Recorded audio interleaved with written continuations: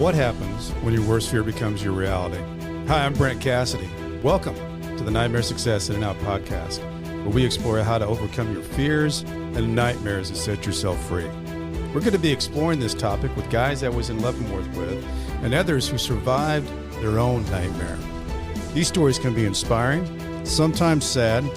There's some humor, but hopefully you can come away with a nugget of something that'll help you knock down some of the prisons you built up in your own mind. Folks, I've got Jim Strobbe here with me today, and Jim and I got to know each other really well because we spent a little over a year together in an 8x10 room. And I can tell you, Jim is a resourceful guy that can find things. And I really enjoyed being with Jim when we were at Leavenworth. He was just a good guy to know and be around. And so Strobbe, welcome. Yes, sir. Welcome. Glad to be here. Thanks for having me. Had to use that, Strobbe. Oh yeah, it's perfect. So Strobbe, you and I met at Leavenworth. Yep. But your journey was before I met you in the BOP. But can you take me? Because simply put, we're gonna go back into this. But you had a good big business, a lawn care business, successful guy. You caught a case. You got 10 years, and then you got kind of shipped around the world and ended up at Leavenworth. But tell me about the Jim Strobbe that I didn't know that was growing up outside Kansas City here. And what was young Jim Strobbe doing back in those days? Of course, I started off in Parkville, Missouri, where I was born and raised, where mom and dad still are in the same house, 57 years. And that's cool. Went to high schools, Park Hill Trojan, and did good. Just kind of a country jock. Yeah. Football, baseball, everything was going good for me. You got good eye-hand coordination, Strobbe. Well, I want to think so. Uh-huh. For, 6'1", 260. I think I hold my own pretty good. I remember when we were playing tennis, and you'd never played tennis before, I don't think. No, never have. And of course, we had a strange tennis court that kind of moved when you moved because it was that sport court. But you picked up on it, and we pretty much dominated anybody that wanted to play us out there. I feel the same way on that. Uh-huh. So you played in high school. You played what? Basketball, football, baseball. What all did you do? Baseball, and football. I played football only 1 year, but baseball, all of it.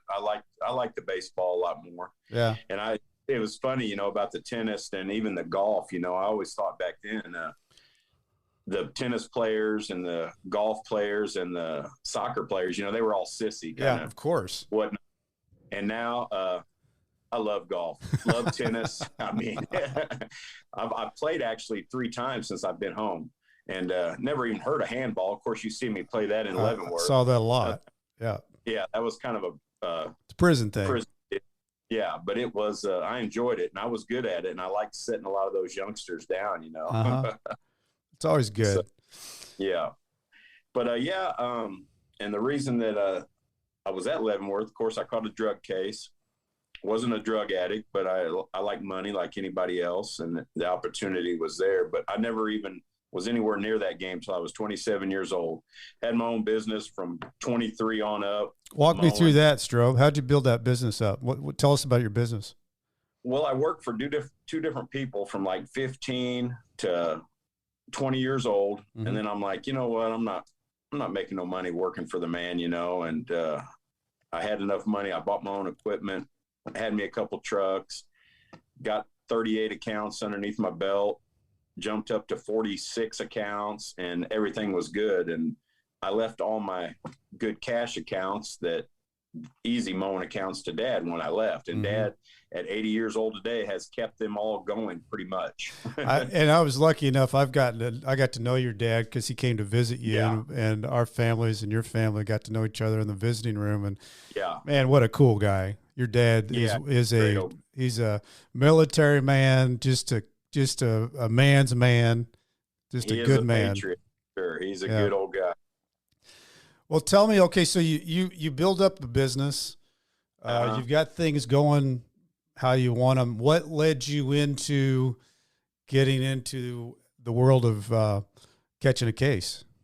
Well, as you know, and most of the people know, Hispanics, Mexicans, whatever you want to call them, they love to roof and they love to cut grass and this or that. And I had 4 of them that worked for me. A couple of them were straight up from Mexico. And you know what comes from that? They have some plugs and connections. Mm-hmm.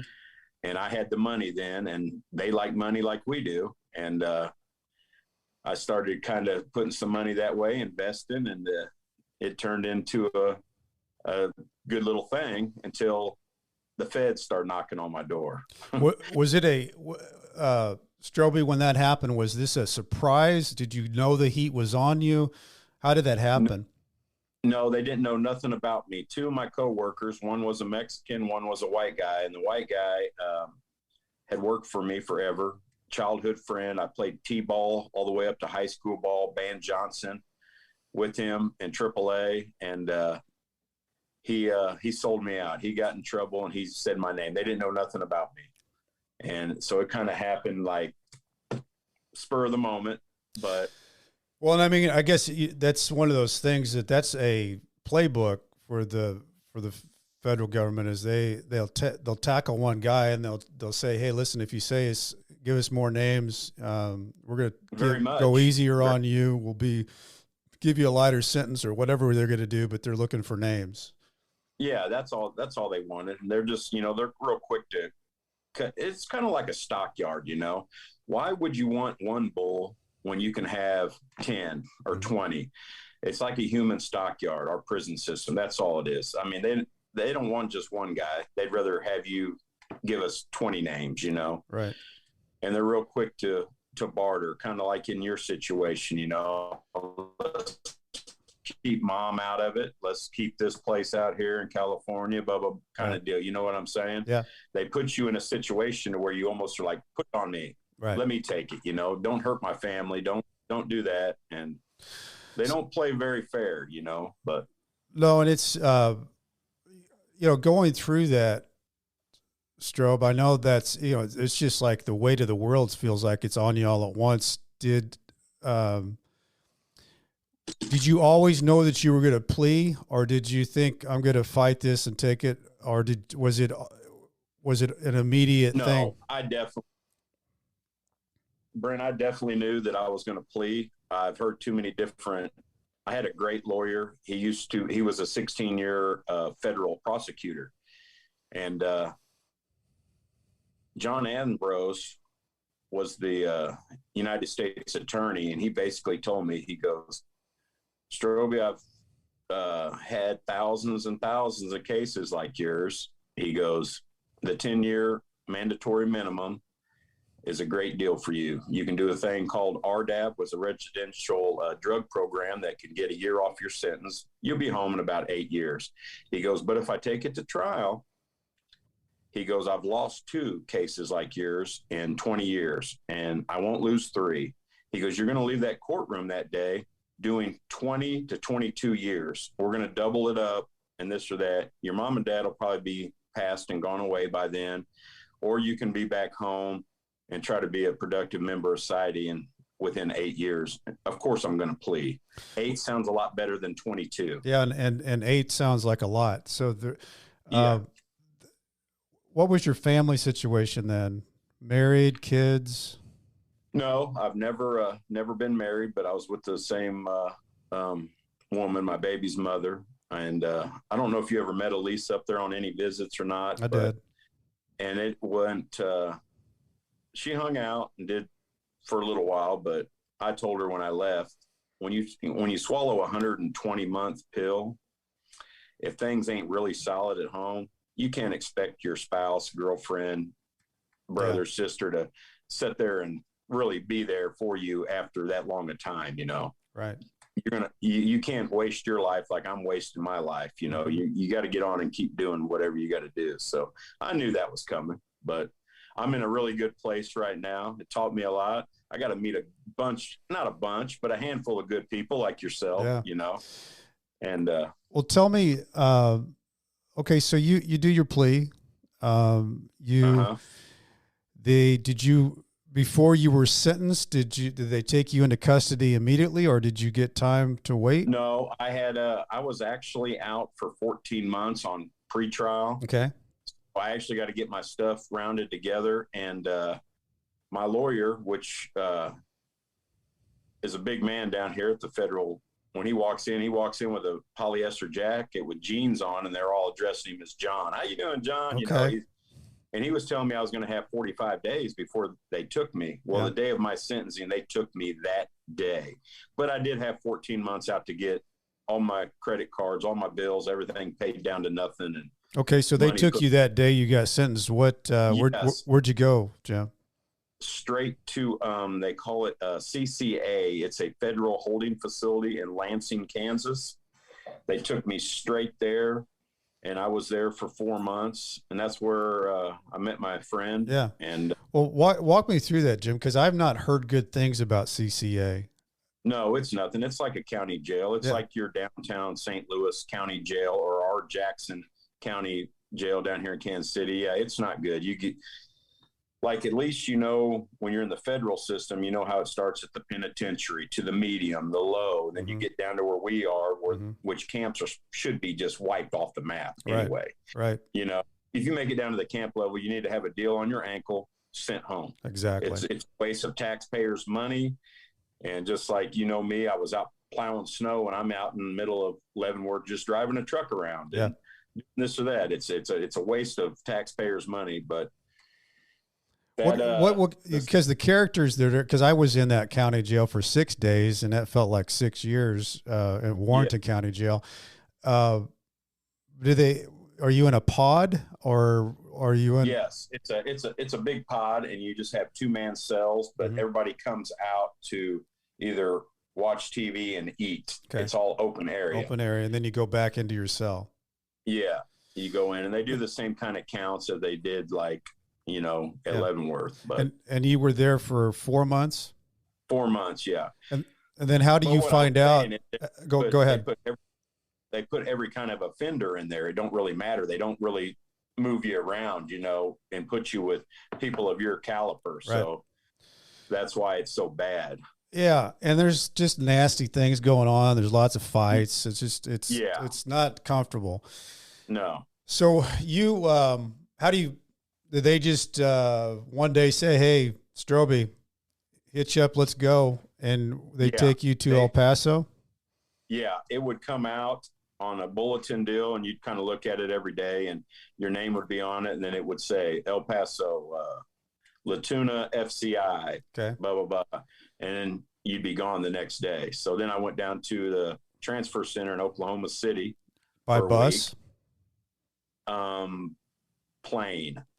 Oklahoma City, the holding facility is like an airport where the plane pulls off, flies right in, and when you come out of the airplane, you're right into the prison.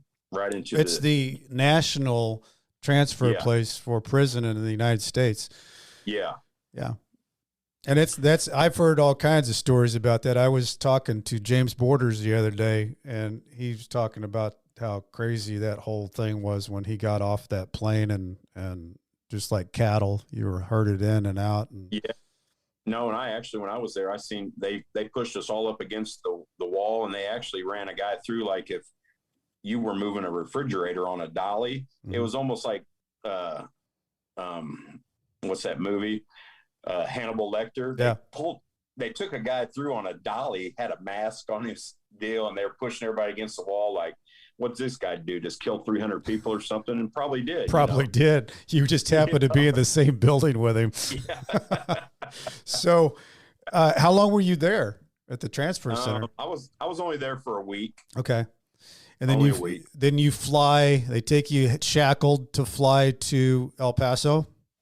Yes, and I was, I'm already down in Oklahoma, so I'm already heading south toward El Paso, Texas. But we had to go back up to Colorado, and then over to Utah, and then back down. I spent 8 hours shackled, my hands to my waist and my feet. It wasn't a good 8. I don't like taking a 8 or 10 hour airplane ride to Hawaii with a cocktail, much less shackle where you can't even hit your own face or nothing for 8 hours. It wasn't comfortable. I can't imagine how uncomfortable that was. So you end up El Paso, which yes, you're right next to the border. Walk me in, Strobbe, to that, because this is your first entry into a low. What's your first night like? What's your first day like, really, there? Well, all the announcements were in Spanish. Okay.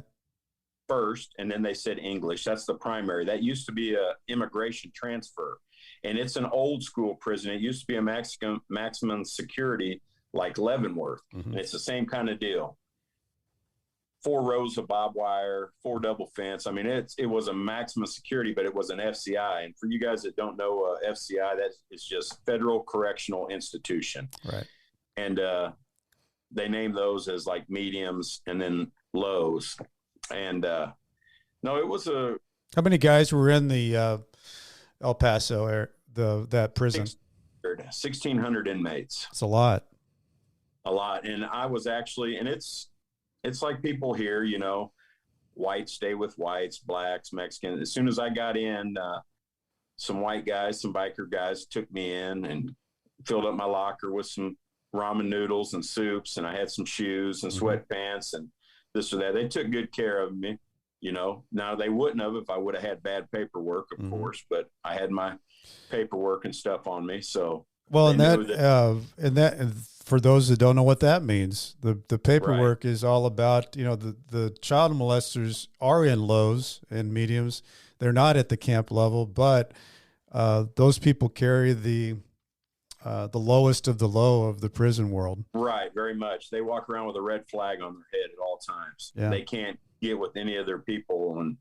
But yeah, when you walk in with your judgment and commitment papers, it tells exactly what you pleaded to, what's going on, and this or that, and you're pretty much good. You kind of, as bad as it means or sounds, you actually walk in and you kind of get a little family going of your own people. And it's funny how that happens too, because it's a primitive environment, but people segregate into their own people, and you kind of coexist when you have to, but it's the environment is very primitive. And I can't imagine out of 1,600, I think we had 400 at Leavenworth, but that's a lot of prisoners. There, Caucasian was the minority. There was like 88 white guys on that compound and like 800 Mexicans, and the rest were blacks. And was there, you see much violence in that world? Quite a bit. Yeah. I've seen a few people get their teeth knocked out with a padlock on a belt and this or that. And yeah, there was a fight once a week, and mainly it was the Hispanics, the Norteños and the Sureños from California and stuff. They don't get along at all. Yeah.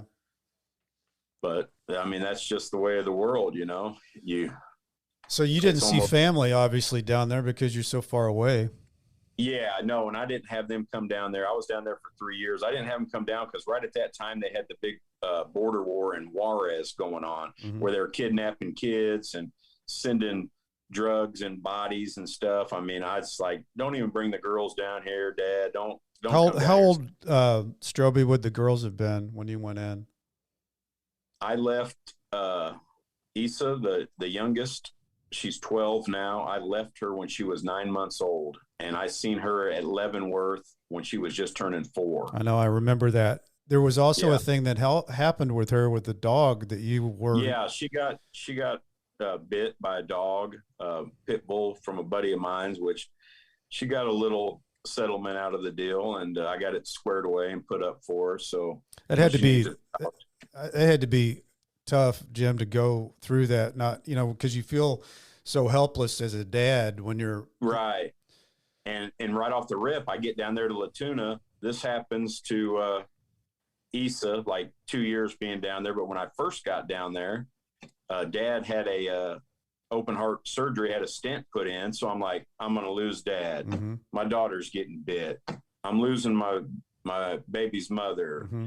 Everything hit me hard. That first 3 years was kind of a rough battle, but how'd you handle hard days? Because there's hard days in prison. Oh, very much, very much. It was a lot of quiet time, and I did play handball and softball and walk the track as much as I could. Keep those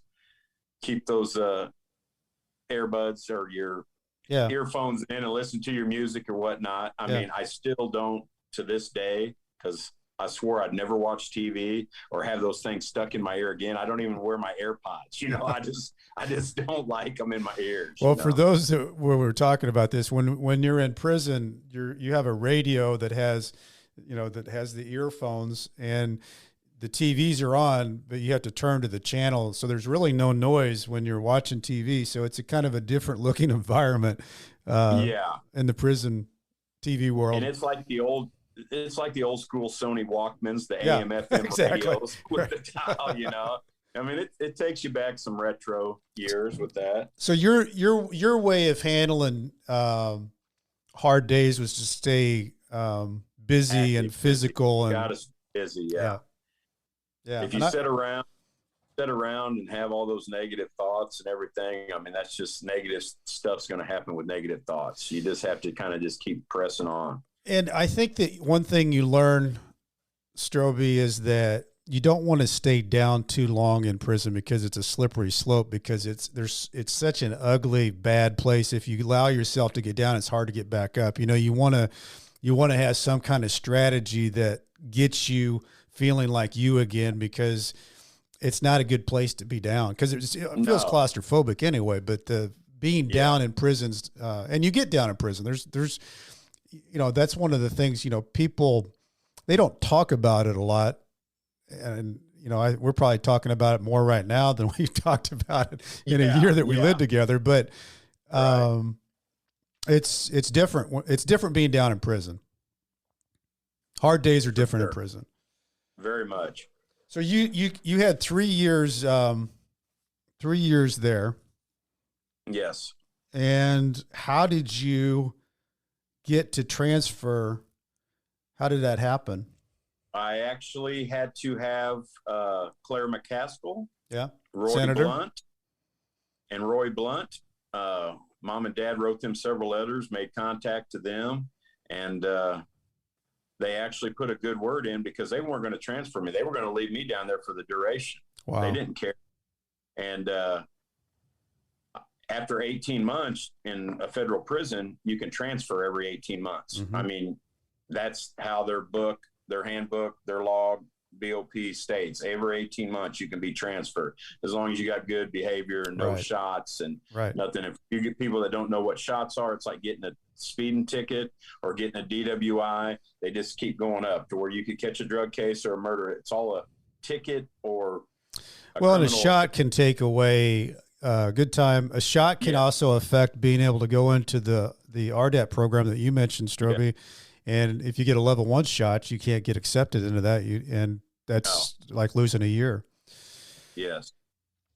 So they put in a good word for you. I sent the letter. And once I got the letter back, my counselor, I actually remember him too. And he was a great guy. He was a kind of black Samoan guy, Rodeus Parker. Okay. He really helped me out. He got those letters in, signed them, whatever. And I was out of there within 30 days. I had a ticket coming straight out of the low. They got me a Greyhound ticket. The town driver drives me straight from a low and drops me off in the middle of El Paso at the bus station. And I had an hour wait, and they only gave me $25 to travel with. I went to, of course, you're in El Paso, Mexican community. I go to the first taco hut I see. I get 3 tacos, and I walk over to the convenience mart and bought me a can of chew for the bus ride home. And I pretty much spent the whole $25 on those 2 items. But that was a long bus ride to Leavenworth, Kansas. You got to tell me though, because you've been locked up for 3 years, and all of a sudden you're riding this Greyhound bus, looking out the window. No, asking people next to me on the bus, can I borrow your cell phone to make a call? And you're with great civilians. Yeah. You got me locked up in a cage for 3 years. And then all of a sudden you're going to pay for me a bus pass to be out in the community. Boy, I'm a big threat to society. Big threat. That is kind of ironic, isn't it? Yeah. It's crazy how that happens. So you just arrive in Leavenworth after God knows how long a bus ride that would have been. Oh yeah, no, it was terrible. And it actually was 2.5 days because our bus broke down for 10 hours in the middle of Oklahoma. Oh my God. So we're sitting in the parking lot in the grass at a 7-Eleven in the middle of Oklahoma for like 10 hours till they get another bus to us. So I actually missed I was supposed to be there Friday morning in Leavenworth, and I left like Tuesday afternoon on the bus. And Wednesday and Thursday I was traveling. I was supposed to be there on Friday morning, but I didn't get in till Friday, like at 1 a.m. So guess what happens? They don't let nobody come in to the camp at 1 o'clock in the morning on a Saturday morning. Nope. So I go up. I have to go up to the big house. Mm-hmm. Walking up those stairs at 1:15 a.m. at the penitentiary up there, which is a medium now, but it's not a good feeling. I'm like, where am I going? Did they mess my paperwork up? I'm supposed to be going to camp. I got my points down. Yeah. But they didn't let me go to the camp till Monday morning. So I spent 2 nights in the hole up in the medium. There's nothing good about that. You know, when they process you in, you're down in that basement in those cells, and just like you said, Strobbe, it's like, hey, I'm not actually supposed to be here, right?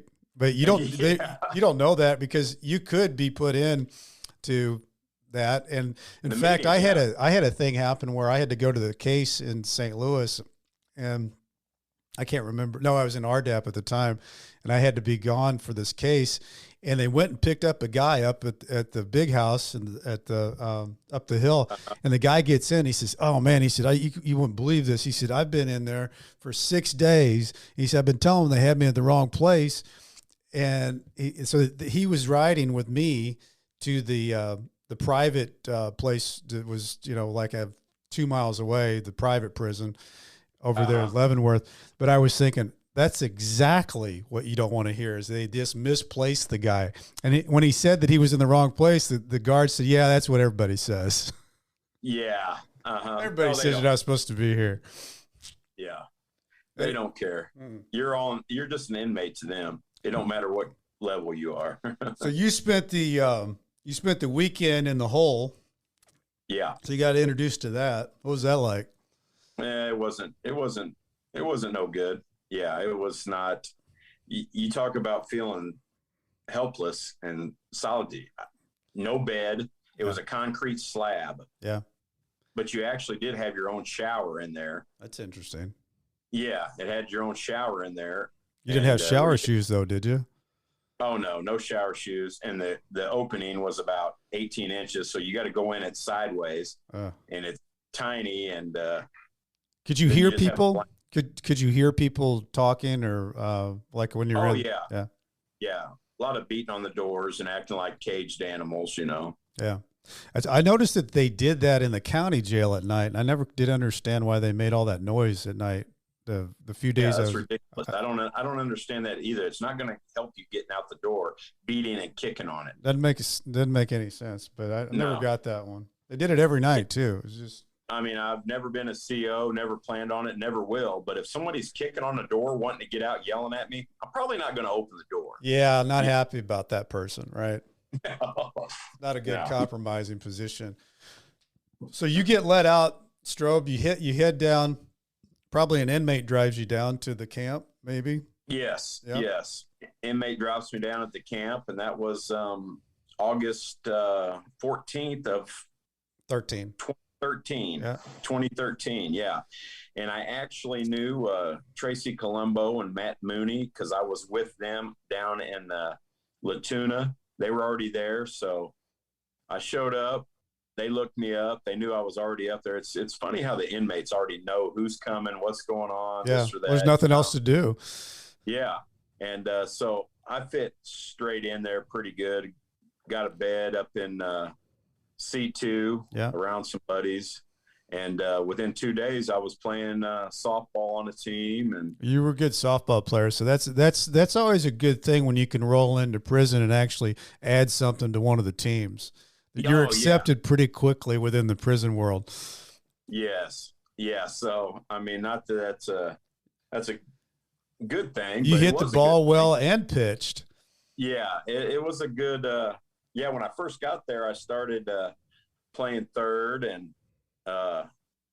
this or that. But as the years went on, as you get higher in the 40s, you're not taking those shots at third no more. Let me go ahead and pitch hot corner on first base. So Strobbe, I came in and just a few months later in January. You got there in August.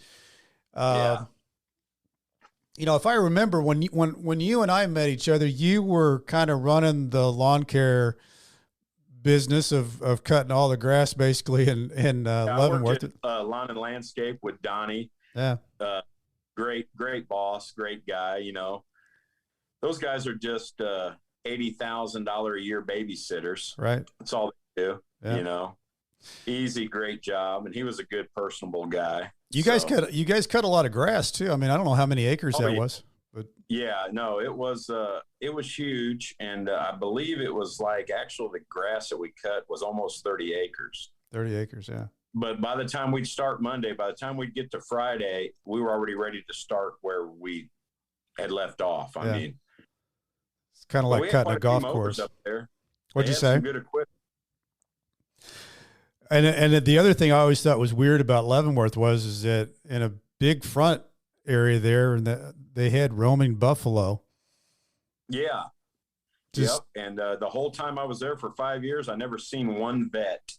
They don't care about them animals. It's just an eye candy for people. Oh, look at the little buffalo. Yeah, they got mange and they're crippled and it's crazy. I've actually I gave birth to 2 baby buffaloes out there. I was actually out there when the mom was giving a little calf. I did not know that. The tractor out there. Yeah, because Donnie was in control of kind of feeding them, and we'd put hay bales out for them in the wintertime, Well, the other job that you took was, because I went to the golf course, Fort Leavenworth to work. Yeah. You went to the food warehouse. And that's when the days started sparking up there. We had a good boss with Noel. He was a good man. Noel was a great guy, and he was into any extra means of doing whatever there. He went with it. I mean, I had a good burger business. I had all kinds of different. Can you explain, Strobbe, your burger business? I don't know if the outside world understands how your burger business worked. Yeah, well, it was kind of unique, and it kind of was a good spark. In prison, you got people making pizzas, rice bowls, burgers. People sell food. People make money doing other people's laundry, washing other people's dirty drawers. I mean, it's like a little community within a community. But my burger business was went off great, and it was profitable and fun. And you had to be resourceful too, because just having a hamburger wasn't enough. You had to cook those burgers. Yeah, you had to cook them. And anytime that I wasn't having access to the electric grill to fry them, they were just as good in the microwave. You can cook good burgers in a microwave and chicken and anything. I mean, a microwave is a very resourceful thing to cook food. Very resourceful. And you always seemed like you had enough microwaves to be able to do that, which you were cooking quite a few burgers. Yeah, very much so. And of course, Unicor up there, they had a lot of those microwaves, and I always kept at least 5 microwaves on hand, And Unicor was as I understood it, because it was really like a factory, and the prisoners were in there taking apart things that came out of like federal offices. Yes. And it came there and they took the pieces apart and sold those pieces. But a lot of things went in there that worked, which some of them being microwaves. found their way into other areas that could be plugged in and could be for making hamburgers or whatever. But I remember I would get back from work and there were guys lined up out our door and they were looking for burgers. And I think it was 3 stamps? The burger was 3 stamps? It was 5. 5 stamps. 5. Okay. Yeah. Okay. 5 stamps. And I'd usually get rid of about 30 burgers a day. Yeah. I mean, yeah, burgers in prison were like crack cocaine. I mean, yeah, everybody wanted them. You know? Yeah. No, it was good. So, Strobbe, I left, let's see, November of 16, end of 16. And we spent a year in that little 8x10 room, and we had a nice room. You remember Clark painted all that for us, and oh yeah, we were the envy of C1 and probably the whole prison. We had a very nice. Yeah, Clark was a genuine Martha Stewart. He was. He had it well detailed. I think we had 7 different shades in that room, 7 different colors. It was great. It was nice. But you remember when we first moved in that room, I think we were both different parts of the prison, and they told us that they were hitting our room, and we had just set up and were moving in, and the guy came in there. It was a newer, younger guy, and he had the whole place torn up. He was, being hit when you're in prison is no fun because they throw everything on the floor, throw your mattress on the floor. So we find out there's nothing in our room but these little rocks, and he wants to know what those little rocks were. And you explained it too, that those were to soften your feet. Is that what that was? Yeah, they were pumice stones. Pumice stones. That you can use on your heels or the balls of your feet. So, when you play a lot of handball and softball stuff, the feet get worked out. And you explained that to him, and he looked at you, and he handed them back to you, and he said, "Okay." Yeah, it was great. I was like, "Yeah, I've rubbed my feet with those and other things. How do you like those?" And he was just like, "Here you go." So the other thing too, Strobbe, is that I don't know. We could sometimes in the wintertime, we could see snow that came through the windows. It got cold enough to. I don't know anything about windows, but I've never seen that before. First of all, we didn't have any heat that was on until about the middle of November, but snow would actually come through those windows, which I thought was always very unique. Yeah, they're very, very efficient or very tight. That's for sure. And like you said, the heat does not come on until a week before Thanksgiving. And of course, anybody that's knows anything about the Midwest, it's kind of chilly out today. I haven't turned my heat on yet, but when you're sitting in a cinder block building, that's just block, they're cold up there right now. And they got 3 more weeks until the heat comes on. That's right. So when you get 30-degree nights, 35 or whatnot, you better have some long johns and blankets. I mean, there were many nights that we went in with our, stocking hats on, with our coats, but some people were lucky enough to have a space heater that kind of helped out, and that was nice. That was nice too. And on the other aspect, when it was 110 outside, there's no AC. Mm-hmm. You don't have any AC there, so you kind of go from one extremity to the next. Yeah. And it was, I never could quite decide which was worse, the super cold or the hot. And I think I finally settled on the hot. I think the hot was better for me because felt like you had less days of the 100 degrees as opposed to the 35 degrees trying to sleep. Yeah. Because at least you could have your little nice souped up fan, blowing on you. That's right. In the summer. Yeah. So. And the trick, the prison trick is that, and I didn't know this until I went to prison, on a hot day, you close the windows in the morning and it traps the heat, the cool that came in at night. And then you open the windows at nighttime and let the cool air in. And if anybody was caught opening their windows during the day, that could be trouble. Oh, very much. And you have other cultures that want to firmly believe opening your window in 100 degrees when there's a little breeze, oh, I feel a breeze coming through. No, you're feeling a hair dryer, hot air blowing through the window. When it's 100 degrees, you're not getting a cool breeze coming through. 100 degrees is 100 degrees, you know? Yeah. And it really is 100 degrees. Right. All right, Jim. So walk me into, you've served a lot of time. You're 7+ in. Yes. What's it start feeling like when you know you're getting close? It's a little antsy, kind of a little anxiety, a little antsy, like, what's really going to happen? You know, I've already pretty much lost everything, but I've kind of dealt with it.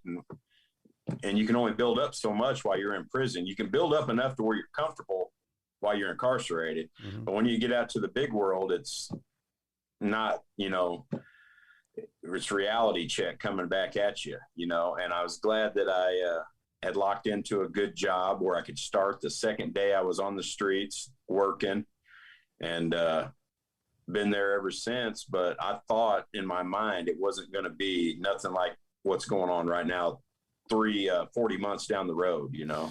Well, you know, you were a different type of individual to be able to find something right when you got out. Cause you know, a lot of the guys, you know, we've talked about this before, but they're, you know, when they get out, they need a job. You got to check that you're an ex-felon on that box. You need a place to live. You got to check that you're an ex-felon on that box. You need a car. You need credit. You got to check that you're an ex-felon. So those three things, if you can't get those things, that's really tough to get back into the world. So you have to be absolutely 100% as resourceful as you've ever been in your life. Yes. And you're dealing with the anxiety of pushing yourself back into the world of, okay, time stopped for 7.5 years while I was in. I'm jumping in basically a moving car to catch up with everybody. What did that feel like to you? Yeah, I've always been the driver. It's harder for me to be in the back seat and just let whatever's going on, you know. It's like I didn't even feel like I could even push any discipline toward my daughters or whatnot. I thought that was all gone, you know, because they hadn't had to listen to me for almost 8 years, you know. You just can't jump back in there and be the boss, you know, the head of the household kind of deal, because you've lost so much time. But yeah, it worked out. I mean, it worked out for me, and I know it doesn't work out for a lot of people. Yeah, because it is rough. It is rough. You're such an honest statement though, Strobbe, about the fact I was in for 3 years. So compared to the time you were in, I had those thoughts, you know, and some of them were like simple thoughts, like I'd always taken care of paying the bills. Yes. Well, that had been going on without me for 3 years, to the point where that's something Julie wanted to do now. And I was like, okay, you know, you kind of try to find your way back into how is everything. I don't want to mess up anything. And I definitely don't want them to think that I'm some kind of different guy. I want them to think I'm the same guy, but my head's spinning because I'm wanting to make sure that I get in back to this world right, so that everybody's okay with me. Right. And you've got all that going on in your mind. Because a lot of people weren't as fortunate as and the girls. Whoa. I think that's my phone. Where my phone is. All right. Sorry about that. That's all right. Little intermission. We'll have to learn how to edit. Yeah, but like I was saying, there's a lot of people. I'm talking like 80% that weren't fortunate for like you having Julie and the girls to come out in the fort. I had mom and dad to go. You did live at, you know, for a year or so till I ended up meeting Lisa and being able to get a house and get everything going, you know, because if people come out with no job, no family, like you said, no car, no nothing.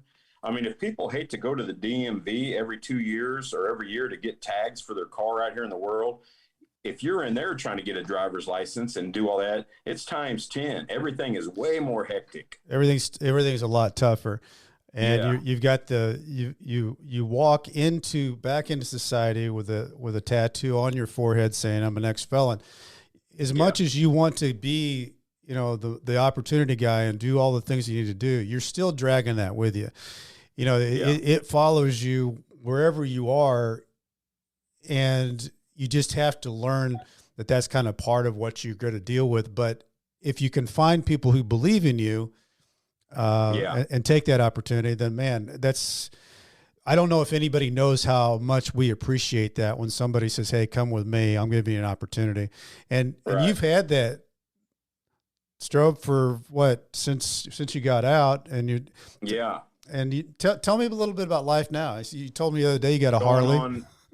Got a Harley. My girl got one and kind of talked me into getting one, and I've always rode 4-wheelers, 3-wheelers and stuff, on the farm and whatnot, but I've never had I always thought a Harley was an old man's bike, an old man's cruiser is what I always thought. Well, they need to label it like a crotch rocket instead of just like the Ninjas or whatnot, because that old bike will run. It'll take me up to 120 mile an hour as quick as I want to go. That's fast. And it's nice and it's enjoyable. It's kind of nice to be by yourself to where you don't have to be talking to somebody in the car if you don't want to. You're just there by yourself. But if you don't mind, I want to go back to this deal once I got out too, is being labeled as a felon. Well, since I work in the state of Kansas and the state of California are the only two states that I have to register as a drug offender. Yeah. And I go every 3 months into this room with a bunch of sex offenders and a few drug offenders, and I have to pay them $20 every 3 months for the rest of my life. Wow. And it's just ridiculous. And you can't pay in advance. You can't say, "Hey, here's $80. Let me pay for the year." No, they want you to, it's a way to trap you to, let's see, every 3 months you have to come in. So we'll see if you have any warrants or see if you're doing right.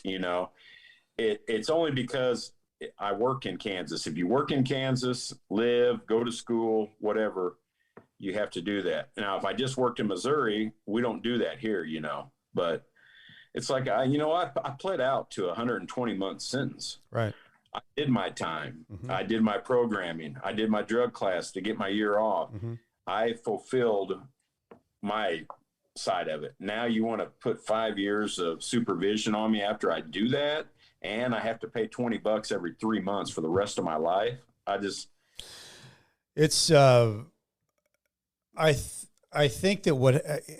think what happens, Strobbe, is that when you do that, you feel like you gave up so much.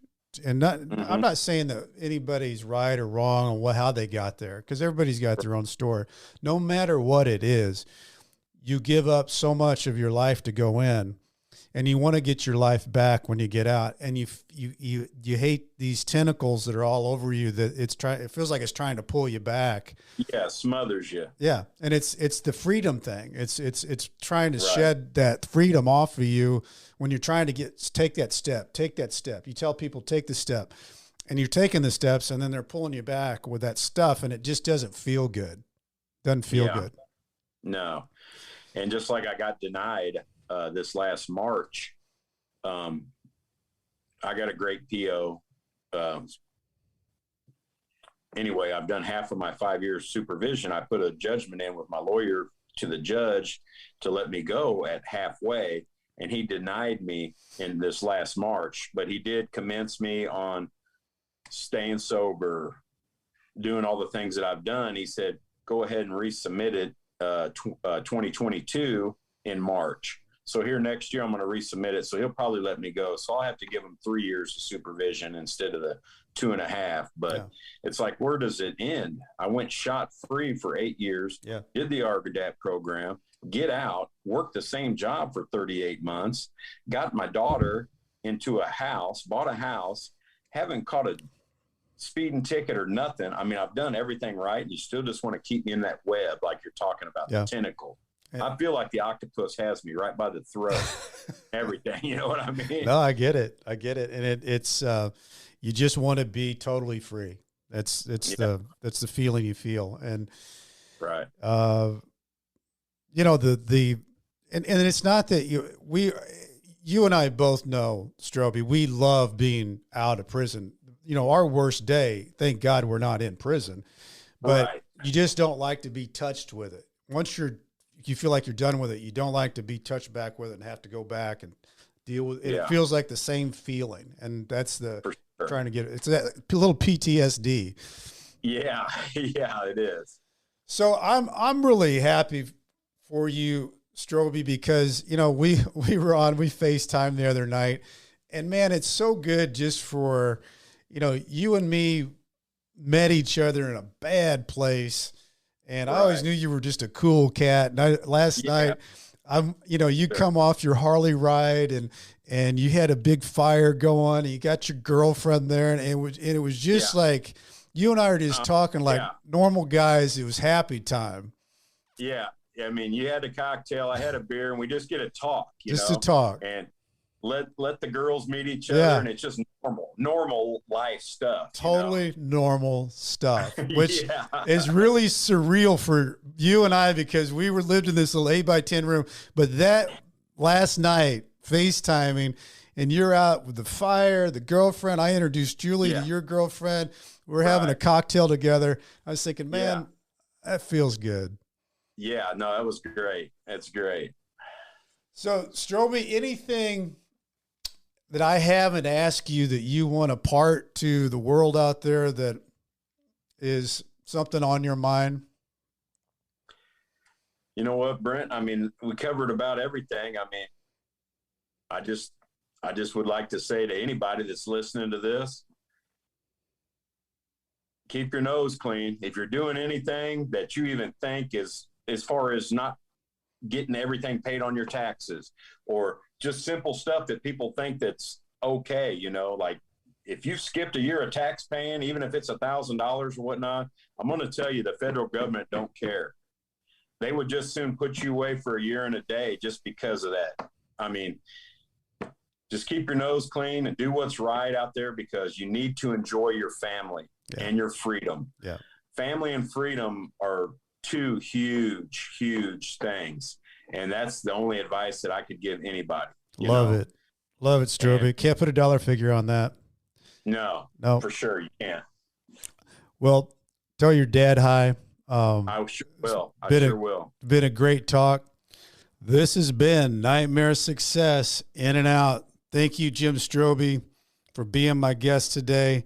Thank you, everybody, for listening.